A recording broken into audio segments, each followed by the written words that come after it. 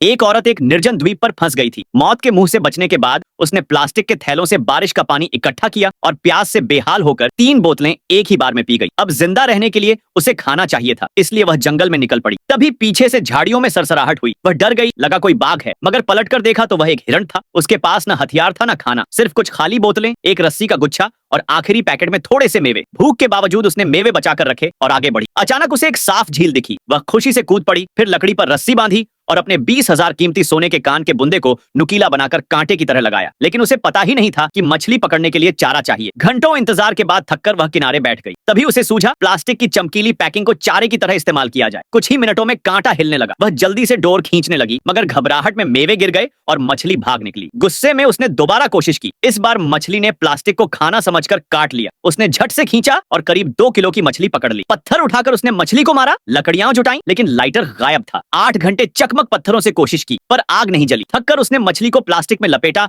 और जमीन में दबा दिया, उम्मीद में कि सुबह कोई चमत्कार हो जाए। रात में अजीब दहाड़ सुनाई दी, मगर जानवर ने उसे नुकसान नहीं पहुंचाया। सुबह वह वहां पहुंची तो मछली गायब थी और मिट्टी में विशाल पंजों के निशान। वह कांपने लगी। तभी देखा उसकी फटी जेब किसी जादू से ठीक हो चुकी थी और उसमें एक छोटा सा लोहे का डिब्बा था। वह डरकर नदी किनारे भागी, मगर वहां जमीन पर रहस्यमय गोल निशान थे। वह निकलने की कोशिश करती रही, पर हर बार उसी जगह लौट आती। रात में गुस्से में उसने वे निशान तोड़ दिए, लेकिन सुबह उठी तो सब पहले जैसा था। वह नदी पार करने लगी, तभी किसी अनदेखी ताकत ने उसकी टांगों को पकड़ लिया और वह उस रहस्यमयी द्वीप की कैदी बन गई